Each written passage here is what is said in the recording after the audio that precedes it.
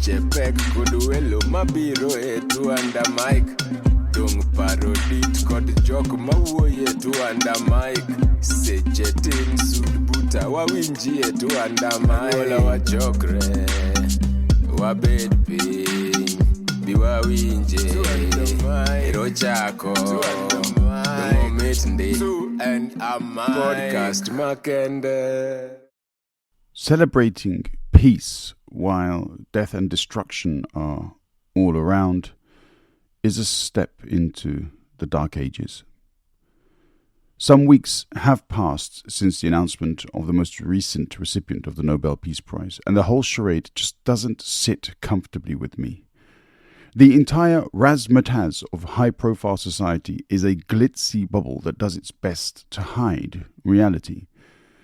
Awards, lights, smiles, beautiful people, clever and powerful people. The brightest sparks of an otherwise dreary existence. For the rest of us, a life of grinding work, the rain, the infrequent bouts of laughter before the return to the churn, that constant drag in the back of our minds that reminds us we must do what is expected. Through those lofty people's lives, we experience vicariously the majesty of our civilization. We may ourselves never touch it, not even by a mile. Yet when we see others there, living it, bathing in the golden light of their success, they earn our admiration, or our detestation, or our indifference. There are those among us who rise to rule through ambition and treachery. Madness and narcissism can never be satisfied by the temporary flash of brilliance. They don't want to be the topic of the day or the week, because that is not enough. They need to be the topic of every day, every hour, and every minute. That notoriety, that fame, that insatiable level of importance is the drug that feeds their sense of worth. The only thing that makes their sense of worth worse is that the very act of attaining that importance is the very beast within that they are trying to expel, if they ever get to reflect that deeply. Yet the masses never see that beast. We see the waking person. We read their thoughts online. We follow their actions on media. We are lost in our own certainty of perception because that perception is what blinds us to the realities we cannot accept. This is why so much of politics is like a cult. All around us, realities are constantly being thrown at us, directly and targeted. We see the best of something. We hear the worst, the fastest, the most sincere, the only one that listens to us, the best ever. But these are all monikers people throw at others, and we are expected to bathe in the glories that shine on these few chosen ones. Through our witnessing of their greatness, we transcend our own unworthiness. So we idolize their victories and their wealth and their power. We defend their crimes, and we dismiss the very criticisms aimed at them. The game has many modes. We never witness every stroke. The curse of democracy is the hypocrisy it nurses. This is the political world we, as in society, have allowed to develop, almost like a slow creeping mist to completely encase us. We are lost to that mist. We cannot see what is happening to our communities. We cannot see beyond. So we come to the prize of peace. What peace does our world know? What peace do these people speak of? What masquerade? What phony visage? What deceitful jubilee? While millions perish to draw the eye, the land is stolen beneath their still warm bodies. And prizes are given out for peace. Yet there were more noble times, more noble persons.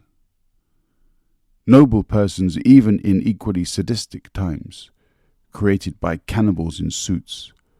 And speaking of honor, there were never noble times. Let us not kid ourselves. There have been times when honor was loudly proclaimed and deceit and treachery thrived, and nations fell, leaders toppled, people impoverished because the colonizers stole everything they could carry away on a boat or a train or a plane. Let us look then at the Nobel Peace Prizes. In 1914, 1915, 1916, and 1918, no prizes were awarded. In 1917, the International Committee of the Red Cross won it. In 1919, Woodrow Wilson won it for being the founder of the League of Nations. Between 1939 and 1943, no award was given due to World War II. In 1944, the Red Cross. 1945, Gordon Hull, another American, for setting up the UN. 1964, Martin Luther King Jr. 1969, the International Labour Organization for creating international legislation ensuring certain norms for working conditions, likely a socialist inspiration. 1971, Willy Brandt for paving the way for meaningful dialogue between East and West. 1972, no award. 1973 and 1974, Henry Kissinger and Le Duc Tho, respectively, for bringing an end to the Vietnam War. Kissinger. 1984, Desmond Tutu. 1989, the Dalai Lama. 1990, Mikhail Gorbachev. 1991, Aung San Suu Kyi. 1993, Nelson Mandela and de Klerk. 1994, Arafat, Rabin and Perez. Hindsight is a wonderful thing. 2007, the IPCC and Al Gore. 2009, Obama, no joke. 2012, the EU, still no joking. 2025, Maria Corina Machado.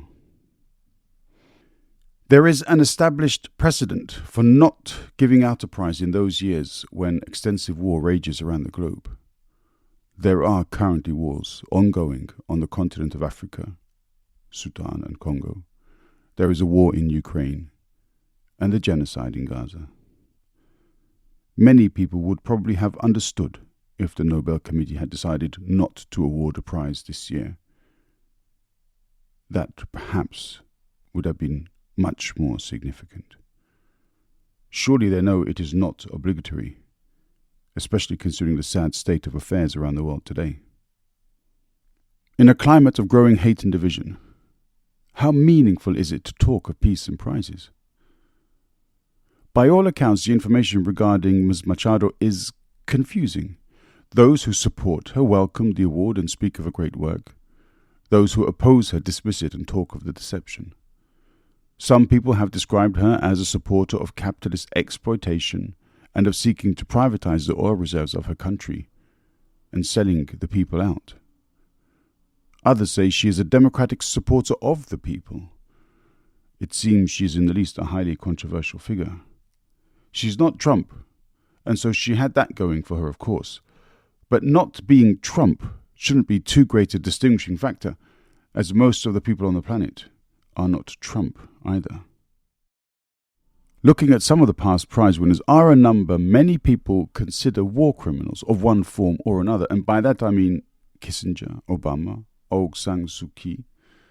In addition, the EU continues to do deals with Israel, a state that has attempted to carry out a genocide of the people in Gaza for over 2 years.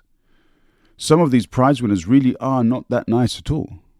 In fact, in a number of cases, peace hasn't really been their priority whatsoever.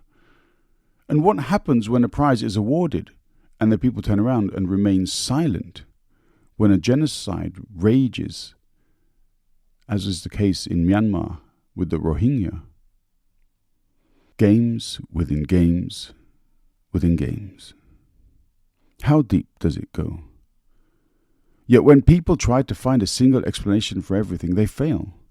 There is no single reality. There is no pure truth.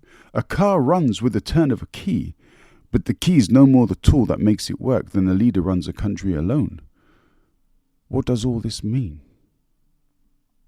The Nobel Peace Prize is a relic from a flawed age which appears to have lost its grandeur. Many have questioned the motivations of the committee and some of the choices they have made. It is true to say that there appears to be great diversity of choice throughout the years, yet when this diversity is so heavily seasoned with warmongers, I'm not sure whether the principle of diversity is being particularly well served.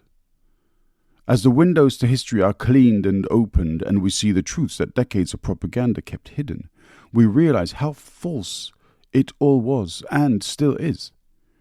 Our systems are woefully insufficient beyond belief. They claim to exist to serve people, but the majority are always ignored and impoverished. Yet it is not even that so much. Nobody expects everyone to become rich. That would be foolhardy. What is so unfair is that some feel they have the right to unlimited wealth and riches. The freedom to be filthy rich is as protected as the curse to remain filthy and poor.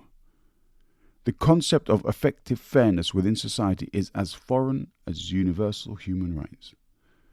People talk about philanthropy, yet it isn't the job of the super rich to fix the problems the process of their grotesque enrichment created. Then systems grow around them and their ilk and create bureaucratic jungles that are so entangled they become impossible to peer into and make sense of. What started where? The fact that there is a discussion on there being a Peace Prize is an insult. We have global systems that work together to keep people fighting in the mud while they enjoy their castles in the air. They shouldn't exist, but do, with the very breath of the people of the world holding them up, sustaining them. And as one breath falls, another replaces it, lips facing up, exhaling for all their worth. We do not need prizes handed out to people who perpetuate injustice. We need justice to be visited on all and any who place themselves above human dignity. We need people to stop seeing their leaders as cult heroes and start to see the corrupted and crooked souls that drive their greed and monetize their hatred. We need to work out how to create a truly fair society and need to start that process, all of us at home, and then spread that work, lending a hand as the inspiration spreads. There were no real noble times in a past littered with injustices. There have been times romanticized by stories that only reflected the bubbles from within which they were created, infrequently touching on reality. The noble times are yet to come. We still haven't reached that level of collective enlightenment. We may never reach it. But as long as there are billionaires and prizes to hand out, some of us will be satisfied, for we are twisted. Two, and a mic.